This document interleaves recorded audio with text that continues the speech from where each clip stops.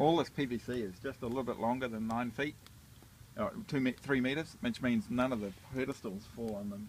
So I'm going to bring my chop saw out here and chop all these things at 3 meters. Oh, that'll be fun.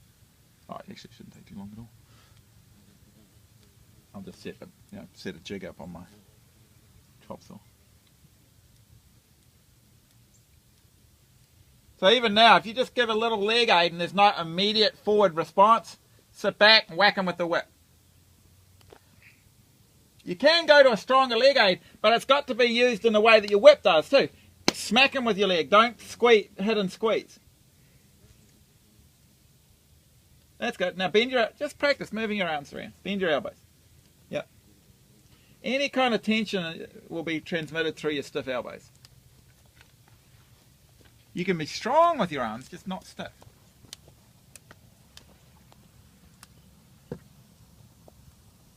So just right now, draw your left elbow back towards behind you.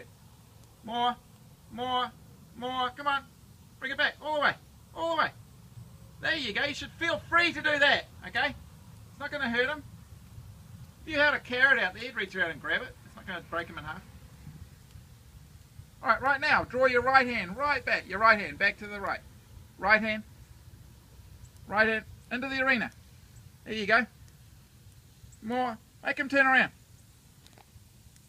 I work them against the hot wire sometimes and make them move their butt around. Of course, they don't tend to want to hit the hot wire. So sometimes a horse might climb on a wooden fence or something, or step over the arena, but they don't tend to mess with the hot wire. Speaking of which, it may not be plugged in.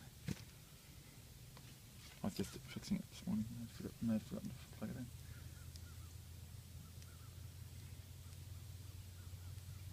Go ahead, don't mess around and walk too long. Go ahead and trot. And hands forward as you kick to trot. Yeah, give him just a whack just for good measure. Good.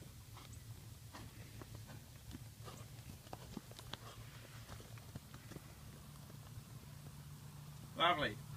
If he stalls as you turn across the centre line, shoulders back and whack him. There that you're going to have the problem, right? But look, he looks nice and forward now. Now circle left and just get a little left bend. So draw that left arm right back. Bring it back all the way. Come on. You can go further. Good. And let go. And again, draw it right back. You look like you're fighting yourself. Look at me. You're kind of like going, do this. It's a nice free movement. It's not fast. It's just slow and free. Yeah, that's more like it. Just try not to bump his mouth with the bit, you know. He can move his head fairly quickly. You just don't want to move the bit faster than he can move his head. Alright, big left turn, circle. That's it. See, you should feel free to do that. Don't get yourself stuck up with your hands in front of you.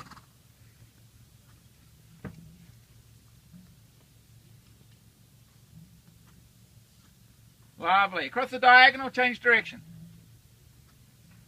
That's a sizable beak.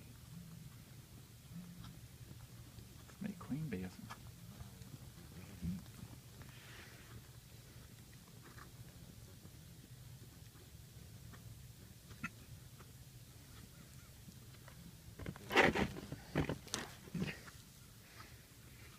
No, I'm really pissed off. I'm pissed off at you. I heard bees were going extinct. You just killed the last one. Yeah. I feel very bad.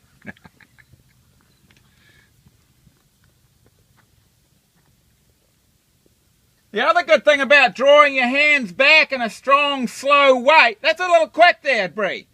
Okay, you were bumping his mouth a bit. Draw your hand back strongly. Really, the only reason most people bump the horse's mouth is because they're a little scared of unbalancing themselves. So, this is an exercise that stabilizes your seat. Alright, so draw your right hand back without unsettling yourself. Bring it back, bring it back. Yep, and beautiful, and let go. Now to the left.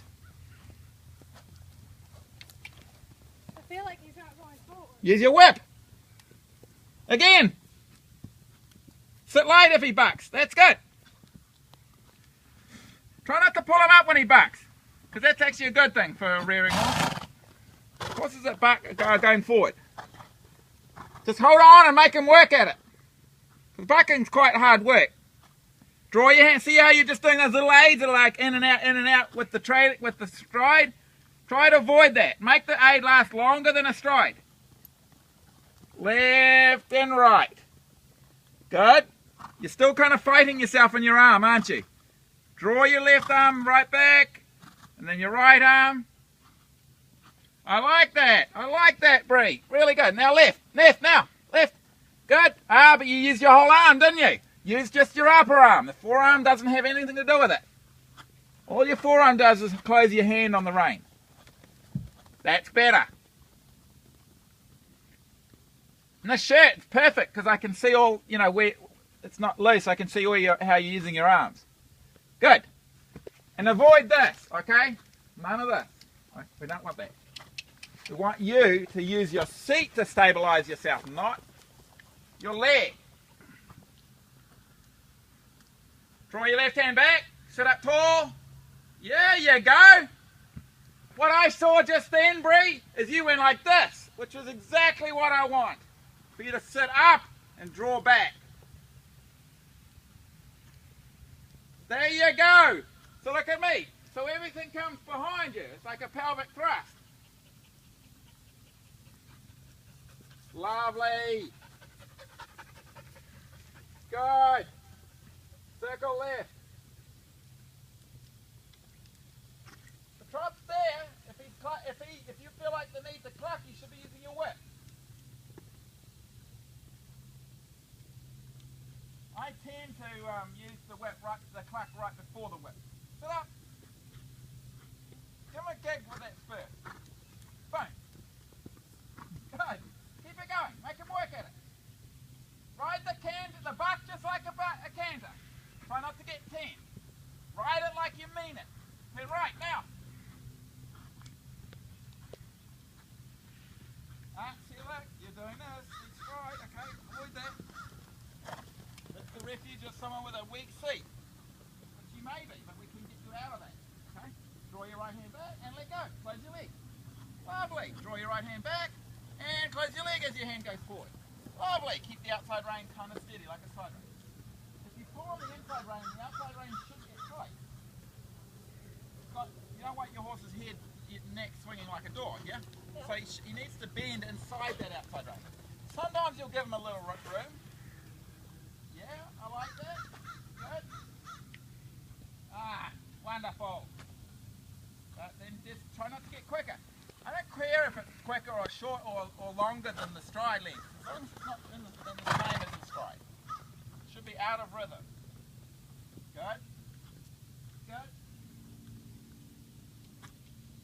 You can be a little rough with them at the beginning, but then after a while your goal is to get more simpatico with them. Turn your left hand over so your thumb's on top. You feel like you're working pretty hard with that left rein, don't you? Yeah. Okay, just let it stretch a little bit. Good. He actually ends up being quite light if you let him be. But it's a question of like suppling, softening, suppling, softening, suppling, softening, and getting him to stay there. Lovely. Change direction.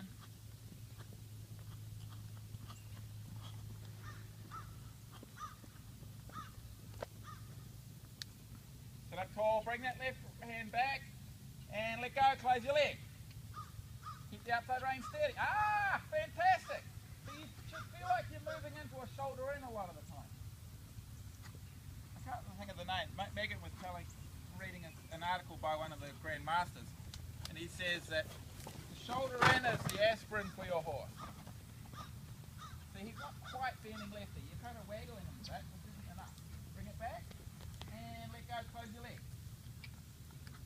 And close your leg as you let it go forward. Yep. The goal is to reinforce that diagonal flexion, yeah? Inside leg to outside rein. So keep the outside rein steady. You can even grab a little saddle pad if you need to with your right hand. You just leave it there, kind of stupid, yeah? Now just draw it back. Draw it back. More. And not so much leg with it though. And leg now as your hand goes forward. Lovely, lovely. And the canter. Good. Don't work so hard after the can transition. sit light if he bucks. Bucking's good. We like him to buck. He don't like that stern, I think. He kicked at the stern. It's okay. Alright, be nice. Okay, let him stretch. Longer range, let him give him the zoom off. Works pretty hard and gets tired very quickly. I mean, certainly better than he was. But especially, you know, on a long range, yeah, like nice, big drawback and let go. You'll find that when you're stretching him, look at me, Brie, you'll have to have your hands behind you sometimes. Practice that. Do you do cross country at all? Yeah. You'll need that in the water sometimes. You'll drop into water. Don't mess around trying to gather your reins up to get out. Just spread your hands like this and put them behind you, and you can jump out on a long range with contact. But if you're doing a David O'Connor, trying to snap up your reins in the water, you won't make it out. Okay, gather up your reins. Try to stay quiet with your leg in between moments of asking, okay? Don't ask, I know you're in a lesson situation and the temptation is to work constantly. Don't. Only work half the time. If that. So draw your left hand back and soften and close your leg and ride in a normal, quiet way. Good. And draw your left hand back. And now hands forward, close your leg into a nice even contact. There you go. So if you're not riding in your default position, at least half the time, you're really not teaching your horse much. Because he should want you to ride in your default position, okay? Yeah. And you know, by default, I mean the position you ride in when you're not asking for anything to change. So on a circle with a nice trot with good bend and impulsion, you should be in your default position. And he might not be, you know. Even if he just gave you a slight improvement, he starts off kind of crappy, and he gives you a slight improvement, go to your default position for a couple of seconds.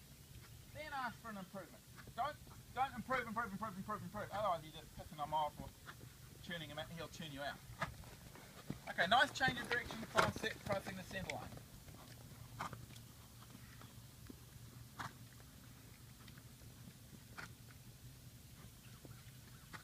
Change to the right. Yeah. Alright, candle right. Oh, yeah, not yet. Come on down here. Okay. The footing down there is a bit shitty. So as you come up here, in a little position right, and then say thank you in a nice even default position. Lovely. And just the lightest, look at me, just open and close your hand, just the weirdest bit on the inside right. I know that might stiffen your right elbow a little bit, but it's not so much. Don't have to worry. Pick up your aim, draw. There just needs a big drawback. Okay, stop for a second.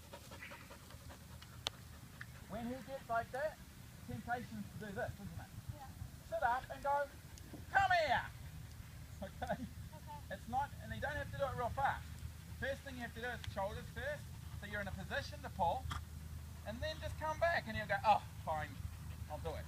But if you jiggle, it's actually kind of unpleasant for him and you, and it's only going to be, you're talking him into it. Yeah. There's no need to just say, come here. Firm, quiet hand will do a lot more than a kind of a jiggly pissing off with. Alright, so close your leg into the top. Big draw back to the right, and soften into the top. I feel like when I ask him to bend right, he just goes left. Yeah, well, pull him more. Pull him, doesn't matter. You don't have to stay on the circle.